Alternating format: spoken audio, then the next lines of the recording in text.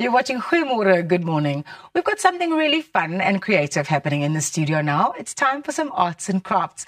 I'm joined by two incredibly passionate creatives from Scrap-A-Doodle, CEO Jani Roots and Customer Service Manager Andile Langa. Ladies, welcome to Goeiemorgen, Good Morning. Thank you. For our viewers, please can you explain what is behind the Scrap-A-Doodle brand? We're an arts and crafts store, retail and e-commerce. And we focus on bringing in the latest tools and accessories, like exclusive tools that we import.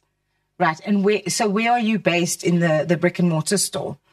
We're based in Brooklyn Bridge, just opposite the mall. But it's always easy to give us a call so you don't get lost. Then we also have like parking underground and also by our shop. And the option is always there to shop online. Like yes, you said, it promise is. the way forward. So the brand is very much about community. And how does the scrapbooking community kind of come together in Scrap-A-Doodle? Yes, that is true. So we believe there's healing in being creative. So we've always had a passion to create a space where people can connect and, be motivated by each other. So you've brought for us some stuff from Scrap-A-Doodles. What are we scrapbooking today? Yes, this is a Christmas layout, just a basic one. There's a workshop that is coming up. We didn't 95% with some basic techniques that we used on this layout. Right. So this will all go in a scrapbooking book, and then you'll just have it to page through it and stuff. Can you just quickly kind of go through the steps that you would use to complete this to being 100% done? Yes. So this is just a 2-page layout, so you would normally have 12 pages. But with this one, we used 3 basic techniques. It was embossing, inking. If you can see this effect here. Yes. And I can show that a little bit there. It adds some texture. For that, you use your embossing tool. Oh, wow. That is this, and your embossing powders. Then we also just did some normal stamping. That's here. Mm-hmm. So you use normal acrylic stamps like this with your ink pads. And they come in this. So that is just normal stamping. We added some depth with inking and shading. That will be your corners there. Wow. You can see then your layout is not so flat. Yes, so it kind of comes to life. Yeah. What is scrapbooking in terms of the expense of doing scrapbooking as a hobby? Is it quite expensive? Is it something that you can kind of decide how much you want to spend on something? How does the finance aspect play into it? Oh, it's not really that bad because you can even use things at home. The nice thing about scrapbooking is you can take anything from anywhere. You can take letters from a magazine. You can also create these effects from older paper. Yeah. So you don't have to buy everything. It's about just being creative, using whatever you have. So a lot of people, myself included, you kind of feel like you're not creative enough. I wouldn't be able to do something like this. But I mean, I guess that's what the workshops are for, and that's what Scrap-A-Doodles is for, is to kind of guide me as a non-creative person to start doing something that could end up looking like this. Yes, I believe all of us are creative. It's just in different ways. Yeah. So it's just about finding that something special that you enjoy. So Christmas is around the corner. So this is obviously a Christmas-themed layout.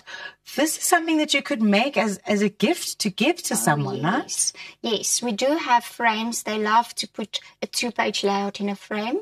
So it's definitely a great gift, option. But we have a workshop coming up. Yes, please tell us a bit more about that. We're having a workshop on 20 December in our Brooklyn Bridge classroom, and it will be all about the basics similar that you see here, just with a little bit more techniques.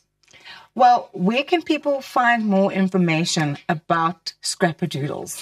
They can go onto our website, www.scrapadoodles.com, and they can also book online for our workshops.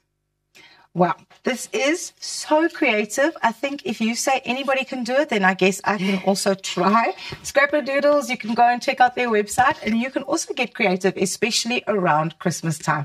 Elsa is up next, talking to someone that's got a lot of energy for a great cause.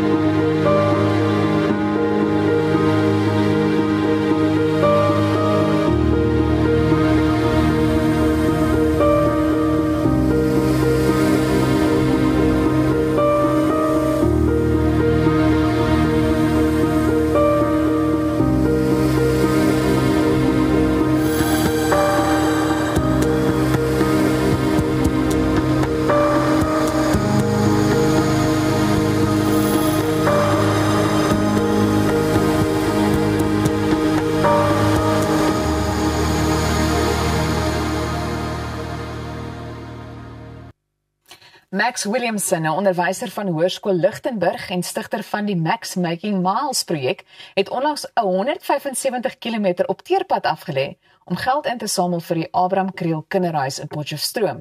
'n Saak wat hom diep en na aan die hart lê. En dit is 'n voorreg om vanoggend met jou te kan gesels, so baie welkom. Dankie. Ek wil begin deur te sê die meeste wat ek al kon aflê is 16 km, so ek het nog 'n entjie om te gaan.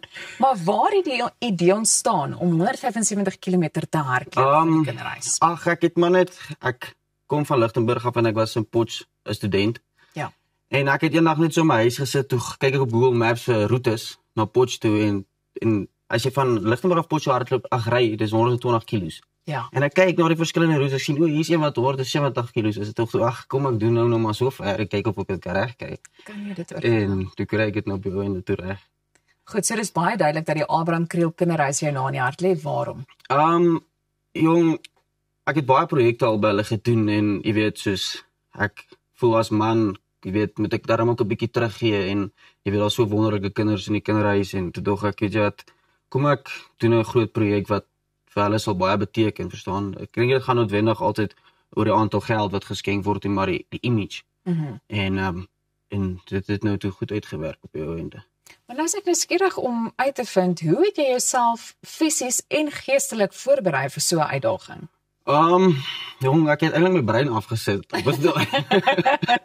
So ja, nee, ek weet nie, dit was maar moeilik. Soos baie keer as ek nou terugry, as ek die pad weer ry, dan ek kan glad nie onthou dat ek dit gehardloop het nie. Soos dit was iets verskriklik geweest. Soos ek weet nie, ek dink my liggaam het maar net op autopilot gegaan en net gegou.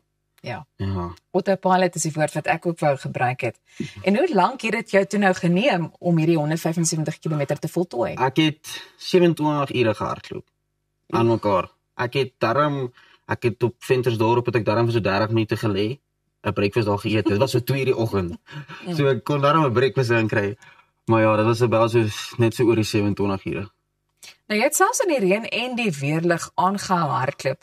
Het jy in 'n stadium vir 'n oomblik gedink, hierdie is dalk nie so 'n goeie idee nie? Op baie stadium het ek nie ge-worry nie. My een vriend, die Gideus, hy het saam met my het my gedra van Ventersdorp af.